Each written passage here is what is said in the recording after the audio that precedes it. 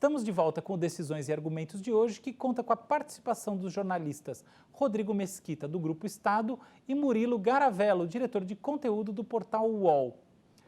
Um assunto que trouxe muita discussão esse ano foi o lançamento do GPT-3, que é um algoritmo de produção de linguagem natural lançado pela OpenAI, que tem vários grandes investidores por trás, entre eles o Elon Musk.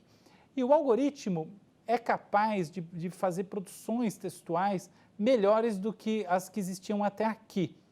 Tem gente que fala que ele é capaz de produzir notícias jornalísticas simples que são impossíveis de serem percebidas como produzidas por um algoritmo pelo sujeito, vamos dizer assim, comum, ou seja, que o algoritmo passa no teste de Turing, que é aquele teste no qual que o Alan Turing pensou para definir quando uma máquina se torna inteligente, que é o momento em que a gente não consegue perceber que a produção é de uma máquina.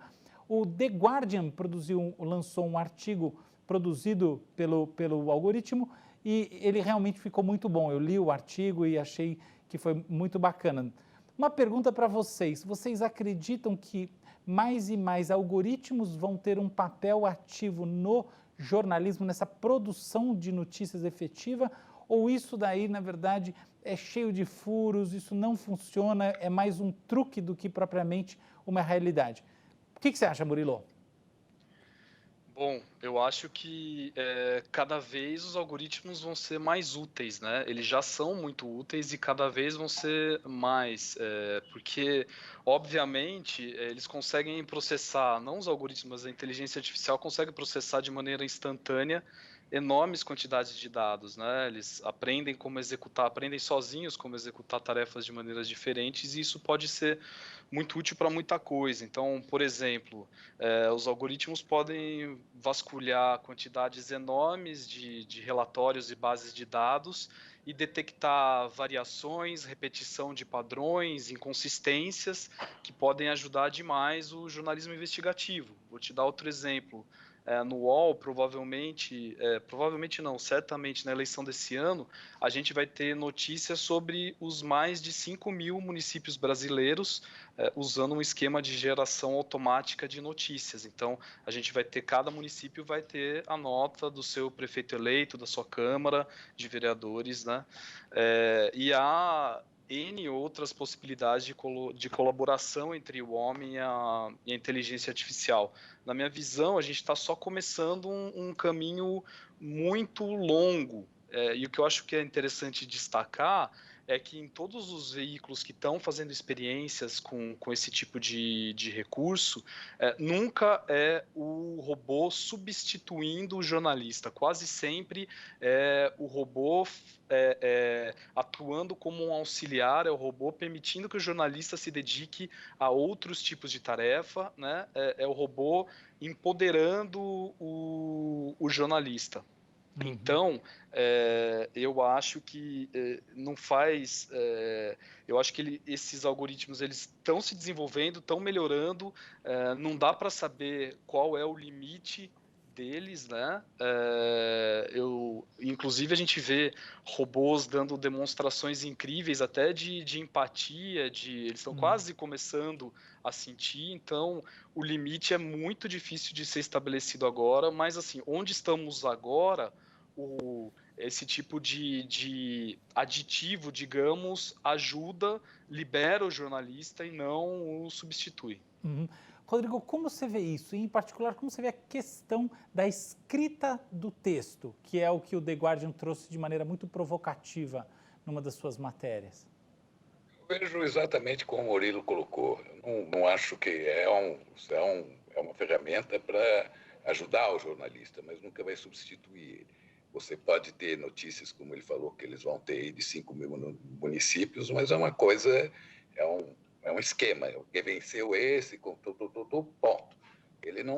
O algoritmo jamais vai fazer reflexão. Eu estava falando que o jornalismo devia cobrir as redes sociais. Como é que você cobre redes sociais? Com algoritmo, com outros recursos tecnológicos, num sistema de monitoramento que todas as empresas jornalísticas deviam estar, ter e já conectado com o seu sistema de edição. Então, aquilo você, com tagamento, tudo, você traz a base da informação. Agora, você chega uma hora que você precisa do jornalista para analisar aquilo, para ver como vai interagir com a sociedade, para trazer ela para debater esses temas. Isso jamais a tecnologia vai fazer.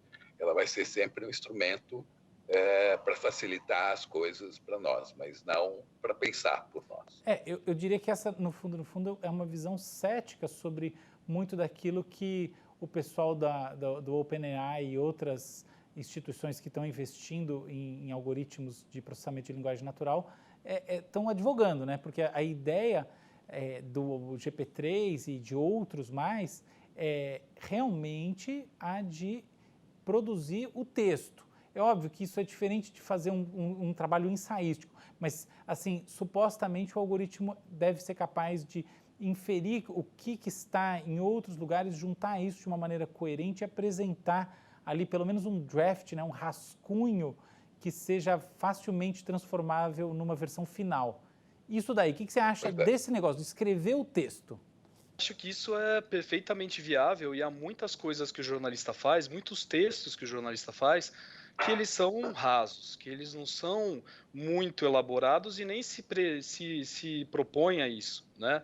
Então, tem um universo muito grande. Por exemplo, provavelmente um algoritmo bem treinado, ele vai conseguir te contar como foi a movimentação da Bolsa de Valores, provavelmente melhor do que um jornalista. Talvez ele não consiga te explicar os porquês, mas para fazer uma análise em 8 parágrafos, né, das principais subidas, quedas, o que aconteceu, esse algoritmo provavelmente ele vai ser mais eficiente do que um jornalista, né? Então, eu acho que essa, por enquanto, né, é onde já estamos. Isso já é possível, isso já acontece. Agora, essa sofisticação eu não duvido que vai acontecer. Eu acho que o avanço da inteligência artificial é inegável e aquilo que eu disse está no começo, mas ainda não estamos lá, sabe? Eu acho que ainda precisa de anos até que, né, ele vai crescendo de patamar. Hoje ele só faz o muito rudimentar, já está começando a fazer algumas coisas que não são tão rudimentares assim, e ele vai escalando, não sei onde para. Eu acho a mesma coisa que você a propósito, viu? Inclusive, eu li aquele artigo que o Hermano Viana publicou na Ilustríssima e eu achei que estava um pouco otimista demais, sabe? Sendo sincero, que eu acho que a gente ainda está num nível um pouco mais raso. O que você acha, Rodrigo, em termos da escrita mesmo? Continuo alinhado ao Murilo. Resumiria a coisa simples. Por enquanto, e eu acredito que vai ser sempre assim, é uma alavancagem para a inteligência, o algoritmo é uma alavancagem para a inteligência humana. Ela faz o beabá, ela pode estruturar uma matéria sobre a bolsa no outro dia, mas por que ocorreu aquilo? O algoritmo está longe de poder contextualizar um movimento de bolsa. Uhum. Que algumas vezes é do especulador, outras vezes é humor, tem N fatores que não dá para o algoritmo controlar. Rodrigo, você trouxe uma visão aqui de uma nova missão, uma nova fase do jornalismo que é muito provocadora e, na minha opinião, muito boa, que é essa em que o jornalismo ele faz inferências sobre os debates nas redes sociais, enfim, os debates que são subsequentes ao fato, e ele traz para o grande público esse termômetro, o que de fato a sociedade estava discutindo nas últimas horas. Eu acho isso aí muito brilhante.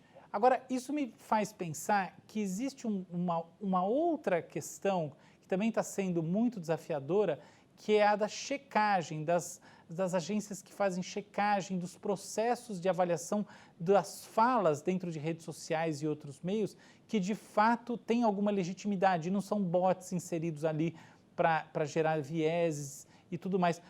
Como é que você vê hoje em dia esse processo, o papel dessas agências e, mais do que isso, como você entende que que é possível acomodar esse debate que você trouxe, se é necessário checar se, na verdade, aquilo que está parecendo que é a fala espontânea das pessoas é mera manipulação?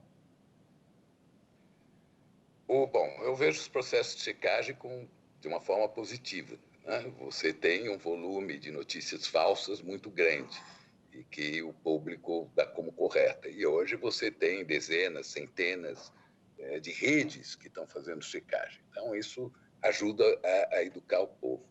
Agora, eu volto para a questão inicial minha. A internet é dominada pelas tecnologias publicitárias. E aí eu aconselho quem quiser ler um documento feito pelo Toll Center da Universidade de Colômbia, que tem uma tradição com jornalismo muito grande, onde que é o guia das tecnologias publicitárias. Eles mostram como funciona esse processo todo, né? Como é o algoritmo, o processo de aprendizagem do algoritmo, os bots, os malwares. E um outro documento que eu acho, esse documento foi publicado há uns 4 anos atrás, ele é até hoje discutido nos Estados Unidos. Aqui no Brasil, eu nunca vi isso publicado, nem nenhuma discussão em torno. É o Guide to Advanced Technology. Você tem um outro documento, que é um documento da Comissão Europeia, foi encomendado para a Comissão Europeia para respaldar o início do processo de regulamentação que nós estamos assistindo ali na Europa, que é Information Disorder, o documento. Que ele mostra essa questão de que você faz, a gente fala muito em fake news, né? Eles tratam a coisa como misinformation, disinformation e malinformation. A misinformation é a informação correta que, quando cai na rede e entra nesse processo de se criarem novas narrativas em si, para puxar o peixe para si próprio, acaba criando a desinformação. A disinformation já é uma informação plantada com um viés para criar confusão. E a malinformation é a fake news. Então, é um processo mais complexo. Você precisa ter um entendimento de como que a informação anda na internet. Ela não anda, eu tenho no Facebook, eu uso todas as plataformas, porque sou jornalista, né? Não é que eu tenha amor pelas plataformas, né? Mas no Twitter eu tenho 3.000 seguidores. Eu não recebo a informação desses 3.000 seguidores. Quer dizer, eu preciso estar atuando, procurando, vendo, para chegar nas coisas que aqui. E eu sigo esse pessoal que eu sigo e que me segue, são pessoas que estão discutindo essa questão da informação. Eu tenho um volume de jornalistas do Brasil e do mundo inteiro muito dentro. O que eu faço no Twitter é basicamente acompanhar a indústria da informação. Porque se você for depender do que é publicado aqui, você não sabe o que está ocorrendo com a indústria da informação. Esse outro documento da Comissão Europeia é um documento que termina com recomendações para a imprensa, para a cidadania, para as big techs e para os governos. Porque a gente hoje, evidentemente, a internet é uma coisa de uma evolução frenética, né? Você tem plataformas que o Orkut surgiu, aqui no Brasil ganhou uma dimensão tremenda e de repente desapareceu. Eu espero que isso ocorra com o Facebook. O Facebook, o Zuckerberg estaria muito feliz se ele tivesse montado uma plataforma para namoro em universidade, e virou este monstro. Agora, é um rapaz de 32 anos que estava cursando, não terminou, ciência da computação, que não é ciência, porque a sua formação é aprender a fazer código, né? E ele é um craque de psicologia, né? Porque com todas você está dizendo, contando da matéria da Wired, ele hoje tem o domínio do debate cívico no mundo inteiro. É ali que ocorre mais intensamente. Evidentemente que os formadores de opinião, etc., não estão ali dentro discutindo isso. E é importante que você tenha isso, graças a Deus. E a imprensa também, em alguns aspectos, dando contribuição para conter processos. Legal. Gente, a gente chegou ao fim. Eu queria dizer que eu adorei a conversa. Rodrigo, muito obrigado aí pelas suas reflexões. Obrigado a você. Obrigado ao Murilo, que é um copo. Murilo, genial, cara, adorei demais. Muito bom. Brigadíssimo por todos os seus insights. E é isso aí. Obrigado, foi um prazer conversar com você, com o Rodrigo, muito interessante, pena que já acabou. E um abraço para todo mundo que está assistindo a gente. Legal, eu queria aproveitar para convidar vocês para voltarem aqui para a gente fazer uma segunda rodada, porque eu acho que tem muita coisa que ficou em aberto, a gente não cobriu nem metade do que a gente tinha. Para variar, a pauta era longa e o tempo era curto. Obrigadão, tá? Obrigado. Obrigado a você, um abraço para todos. Um abraço para todos. E eu agradeço também a você que nos assistiu até aqui. E se quiser rever este ou outro dos nossos programas, acesse sãopaulo.sp.leg.br/TV Câmara SP. TV Câmara São Paulo. Assista e fique sabendo.